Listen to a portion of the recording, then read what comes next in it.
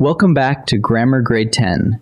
This is Unit 4, Lesson 32, and it is the last lesson of the unit. Last time, we looked at the sentence fragment, a piece of a sentence pretending to be a whole one. Today, we swing all the way to the opposite problem, the run-on sentence, where two complete thoughts get jammed together with nothing to keep them apart. Let's untangle it. So, what exactly is a run-on?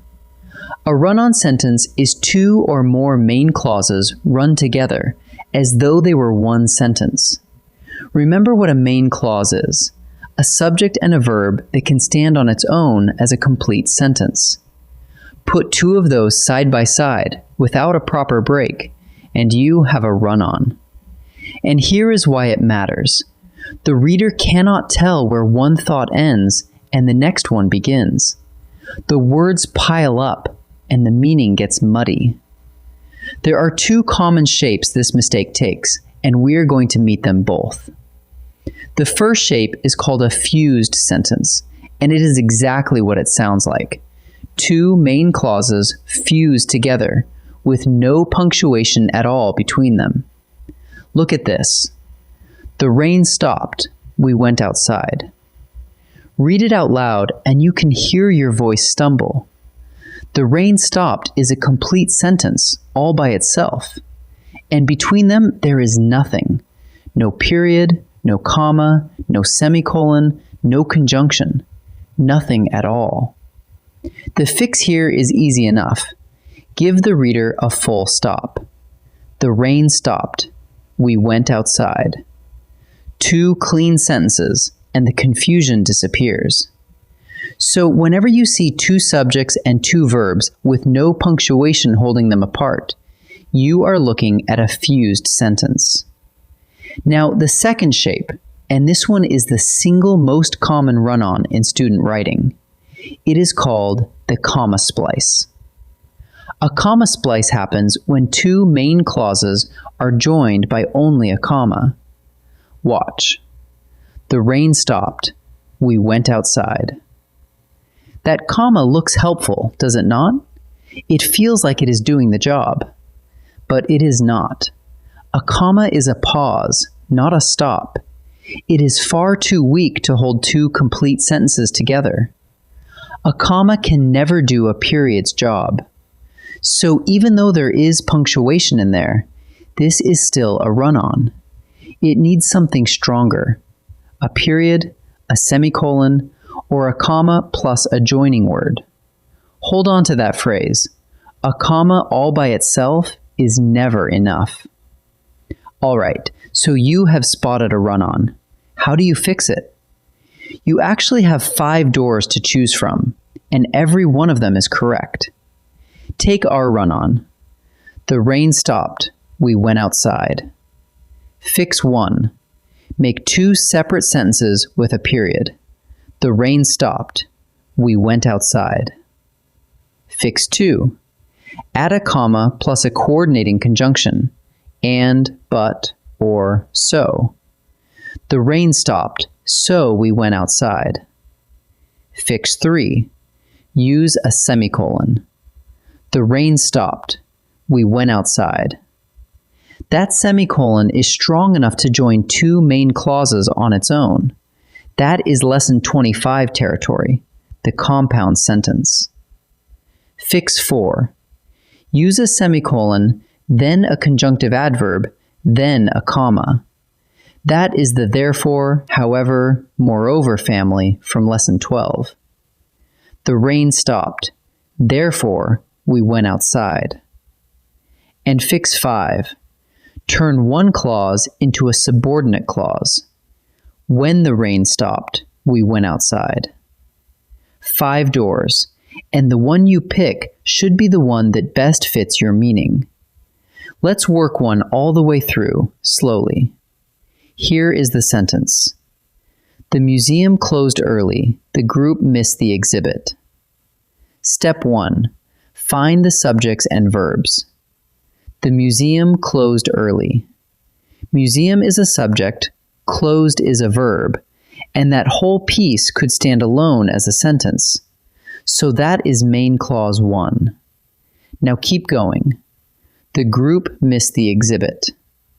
Group is a subject, missed is a verb. Main clause 2, also perfectly able to stand alone. 2 main clauses. Now step 2, what joins them? Look hard. Nothing joins them. No punctuation, no conjunction, nothing at all. So this is a fused run-on. Let's repair it with a semicolon. The museum closed early. The group missed the exhibit. Now each thought has its own space, and the reader knows exactly where the first one ends. Before we practice, let's set the last 2 lessons side by side, because they are mirror images of each other. In Lesson 31, we studied the fragment, because the rain stopped. That one is too little. It is a subordinate clause with no main clause to lean on, so it cannot stand alone.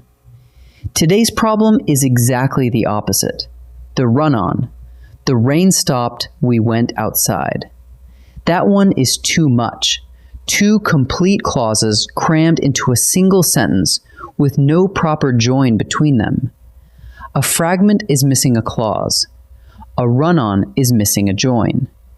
Different diseases and different cures.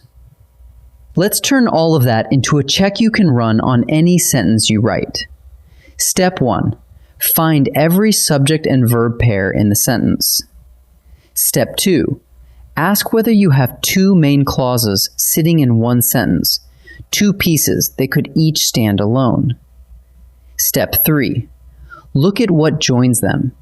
Is there nothing at all between them, or is there just a lonely comma? If either of those is true, you have got a run-on, and now you have 5 fixes to choose from: a period, a comma with a conjunction, a semicolon with a conjunctive adverb, or a subordinate clause. All right, let's practice. First set. I will give you a sentence and you decide, is it a run-on or is it correct as written? Watch the punctuation between the clauses very carefully. Pause the video and choose before I reveal each answer. The concert ended, we walked to the car. Look right at the middle. The concert ended is a main clause. We walked to the car is a main clause. And what sits between them? Only a comma. That is a comma splice, so this one is a run-on. The concert ended, so we walked to the car. Same 2 clauses, but now look closely. After the comma, there is the little word so, a coordinating conjunction. A comma plus a conjunction is a legal join, so this sentence is correct. The lights dimmed, the crowd went quiet. The lights dimmed, subject and verb. The crowd went quiet, subject and verb. And between them, there is absolutely no punctuation. That is a fused sentence, which means the answer is run-on. Second set. Now you do the repairing. I will show you a run-on and 2 possible rewrites. Only one of them is a real fix. Pause. Pick the rewrite that truly repairs the sentence, and then I will explain. The oven beeped, the bread was ready. The first choice swaps in a comma, but a lone comma just trades a fused sentence for a comma splice, and that is still a run-on. The second choice uses a semicolon, which is strong enough to join 2 main clauses on its own. So the semicolon version is the correct fix. The trail was icy, we turned back. The second choice hands us a comma splice all over again, so it is out. The first choice uses a semicolon, then the conjunctive adverb therefore, then a comma. That is fix number 4, and it even adds the sense of cause. So the correct answer is the first one. The bus was late, I missed the meeting.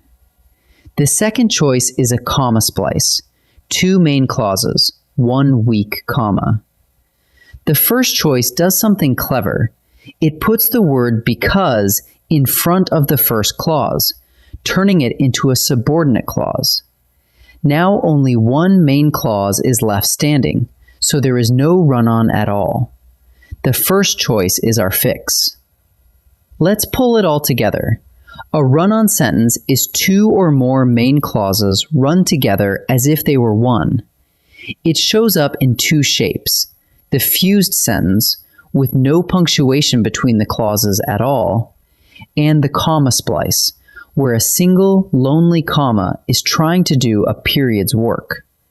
And you have 5 ways to fix either one: a period, a comma with a coordinating conjunction, a semicolon with a conjunctive adverb and a comma, or turning one clause into a subordinate clause.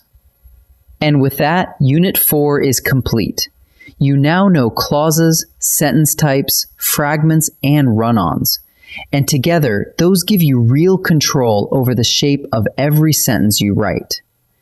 Next unit, we turn to verbs, their tenses, and their voice. And you will see how a verb pins a sentence in time. Great work today. I will see you there.